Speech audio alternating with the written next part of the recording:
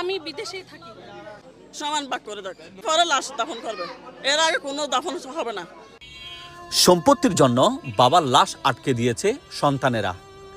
1-2 ঘন্টা নয়, টানা 40 ঘন্টা বাবার লাশ ছিল এই লাশবাহী ফ্রিজারে। বলছি সরকারি কর্মকর্তা সেকান্দারের কথা। 75 বছর বয়সে তিনি মৃত্যুবরণ করেছেন। জীবদ্দশায় 2টো বিয়ে করেছেন। প্রথম স্ত্রীর সন্তানদের তিনি সম্পত্তি দেন নাই।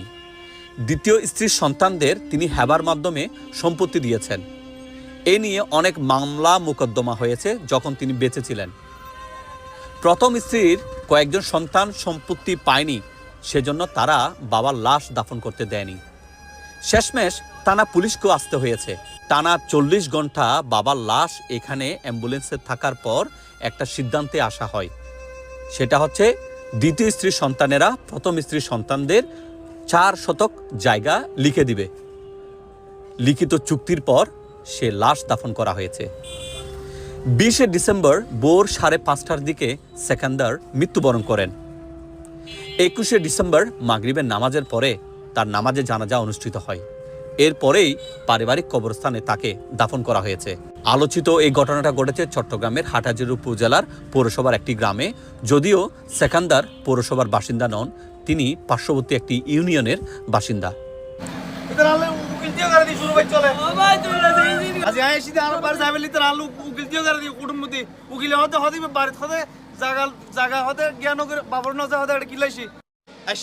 শুধু কষ্ট করে শুধু শেষ যাইবেলে কিন্তু আপনি যে এটা এদুর মধ্যে যে এটা আলু কিলতিও করে মাই স্বপ্ন না ভাবি। আমার বাবা বলছিল অনেকবার, হয় তুমি এমতিয়াজের মা আমার ছেলেকে জায়গা দিয়ে দিও, রাত্রে বলছি সকাল উঠে গেছে। এগুলো 4 বছর আগের ঘটনা। আমরা তো শান্তি চাই, আমরা আমার বাপের ছেলে না, আমরা তো আমার বাপের ছেলে, আমরা আমার বাপের ছেলে মেয়ে 5 জন। ওই আমাদের ঘরে তালা মেরে দিছে ওরা। আজকে আমার বউ 6 মাস ঘুরছে, কেসের ফাইল আছে, আমার বউকে ওরা বাসায় ঢুকতে দেয়নি, 6 মাস আগে আসছে, পরে আবার চলে গেছে 6 মাস ঘুরে গেছে 9 মাসের মধ্যে। আমাদেরকে একটু ঘরে ঢুকাই দেন, আমাকে একটা বছর আমাকে বাইরে বাইরে রাখছো ওরা। আমার নামে মামলা করছে যে আমি ওদেরকে বের করে দিছি। এখন আমি নিজেই বাইরে, আজকে 2টা বছর ধরে। এখন প্লিজ আপনারা আমাকে ঘরে ঢুকাই দিন। এখানে আমার সব জিনিস, আমার সব কিছু আছে। দেখেন আমি মঞ্জুর মোর্শেদের বউ, হ্যাঁ, আমার মোহাম্মদ সেকান্দর হোসেনের আমি ছেলের বউ, মেজোটা ছেলের বউ মঞ্জুর মোর্শেদের। দেখেন এটা হচ্ছে যে আমার শ্বশুর এবং আমার শাশুড়ি ছবিটা তুলছে যে ওদেরকে আমরা বের করে দিছি, কিন্তু আমি নিজেই বাইরে।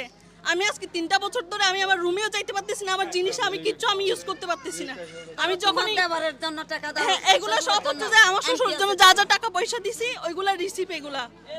এখন ভাই আমি বেশি কিছু চাচ্ছি না, আমাকে একটু রুমে ঢুকাই দেন, আমার ঘরে আমাকে একটু করে ঢুকাই দেন। আর ভাইয়া আমার শ্বশুরের আমার সৎ শাশুড়ি, আমার শ্বশুরকে আমি অনেক ভালোবাসি। আমার শ্বশুরকে আমার শ্বশুর অনেক দেখতে পারতো। বউয়ের বাচ্চা হওয়ার জন্য বাইরে থাকে, আমি বিদেশেই থাকি। আমার শ্বশুরের সাথে আমাদের কোনো সমস্যা নাই। যা সমস্যা আমার সৎ শাশুড়িই করছে, আমার সৎ শাশুড়িই করছে। আমার শ্বশুরের সৎ শাশুড়ি আগে আমার হাজবেন্ডকে ইউজ করছে, সব টাকা পয়সা আমার হাজবেন্ড থেকে আমার সৎ শাশুড়ি খাই ঘরটা রেডি করছে। এই ঘরটা আমার হাজবেন্ডে রেডি করছে। তারপরে আমার হাজবেন্ড জানতে পারতেছে যে ঘরের ভিটাটা আমার হাজবেন্ডের নামে নাই, এবং ওনারা বলতে 5 তলা বিল্ডিং পুরো আপনারা করে ফেলেন, কিন্তু ঘরের জায়গাটাই আমার হাজবেন্ডের নাই। তো একজন প্রবাসী হয়ে এই টু জেড সবকিছু করে এখন আমরা তো পুরো ফতের ফকিরে গেছি। আমাদের সব ইনকাম আমরা এই ঘরে ঢেলে দিছি, আমরা সব কিছু করছি। এখন আমরা কই যাব? আমাদের কোনো পথ নাই, আমরা এখন কই যাব? আমাদেরকে আপনি একটু এখন ঘরে ঢুকাই দিবেন। আমি এই ঘর ছাড়া কোথাও যাব না ভাইয়া। আমার বাপের অধিকার আমরা, আমার হাজবেন্ডে, আমার শাশুড়ির, আমার হাজবেন্ডের বয়স যখন 4 বছর, তখন আমার সৎ শাশুড়িকে আমার হাজবেন্ডে বিয়ে করে নিয়ে আসে আমার নিজের শাশুড়ি। তখনই ছাড়াছাড়ি হয়ে যায়। তখন থেকে মানে আমার হাজবেন্ডের উপর, আমার ননদ 3 জনের উপর তখন থেকে তখনই টর্চার শুরু হয়ে যায়। এখন আমি দুবাই থেকে আসছি এমার্জেন্সি। এখন আমি আমার কোর্টে গেছি, কোর্টে গিয়ে এখান থেকে জামিন নিছি। আমি এখন এখান থেকে আসতেছি। হ্যাঁ, আমাকে 10টা উকিল লাগাই দিছে, উচ্ছেদ মামলা, যে আমরা ওনাদেরকে এই ঘর থেকে বের করে দিছি, কিন্তু আদৌ আমরা কিন্তু এই ঘরে নাই। আমার আব্বার কাছ থেকে জায়গা সবগুলো এমতিয়াজ এমদাদ আমানা, এটা হচ্ছে আমার সৎ মা, ওরা জায়গাগুলো ইয়া করে জোরপূর্বক ভাবে নিয়ে ফেলছে। তো এখন চাই আমরা বড় বউয়ের সন্তান, আমাদেরকে জায়গা না দিয়ে আমাদেরকে বাবার আদর মোহাম্মত থেকে বঞ্চিত করে কেন সবগুলো ছোট বউর বাচ্চাদেরকে দিবে, সবগুলো কেন ছোট বউর বউদেরকে দিয়ে দিবে? জায়গা জমি দিয়ে দিছে, আজকে ওদেরকে লেখাপড়া করেছে, আজকে ওদেরকে বড় করছে, আমরা কেন বঞ্চিত হলাম আজকে এগুলো থেকে? এটা আমাদের বাপ না, আমরা আমার বাবাকে কিছু বলতে হবে না? এটা আমাদের বাবা না, আমাদের জন্মদাতা না? আমাদের আজকে কষ্ট লাগতেছে না? আমাদেরকে আজকে লেখাপড়া করে না, বিয়ের সাথে দেয় না, আমার চাচারা করছে যে ওরা আমার চাচারা আজকে আমাদেরকে লেখাপড়া করে আমার দুটো বিয়ের সাথে দিছে, আমাদেরকে বিয়ে লাগছে, আজকে কিছু করে না আমার আব্বা আমার সৎ মা, আজকে আমাদেরকে বার করে দিচ্ছে।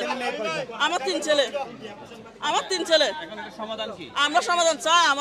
আমরা যখন আমার আব্বার বড় বউয়ের বাচ্চা, এখন আমরা সমাধান চাচ্ছি যে আমরা যখন বড় বউয়ের 5 জন সন্তান, আমাদের অধিকার আমাদের দেখ, ছোট বউ 3 জন সন্তান, ওরা বাপের অধিকার ওরা পাক, আমাদের বাপের অধিকার আমরা পাই, সমান ভাগ করে দেখ। হ্যাঁ, এরপরে লাশ দাফন করবে, এর আগে কোনো দাফন হবে না। এই সমাধানটা দিবে ইমতিয়াজ এমদাদ আমার সৎ মা। আমার আব্বার কাছ থেকে জোরপূর্বক ভাবে আমার আব্বাকে তজ্জার করে আমার আব্বার কাছ থেকে সব সম্পত্তি ওরা ছিনে নিয়ে ফেলছে। যে কতটুকু সম্পত্তি? আমার আব্বার অনেক সম্পত্তি এখানে 8 ঘন্টা, তারপর বাইরে আছে, বাইরে এগুলো নিয়ে ফেলছে।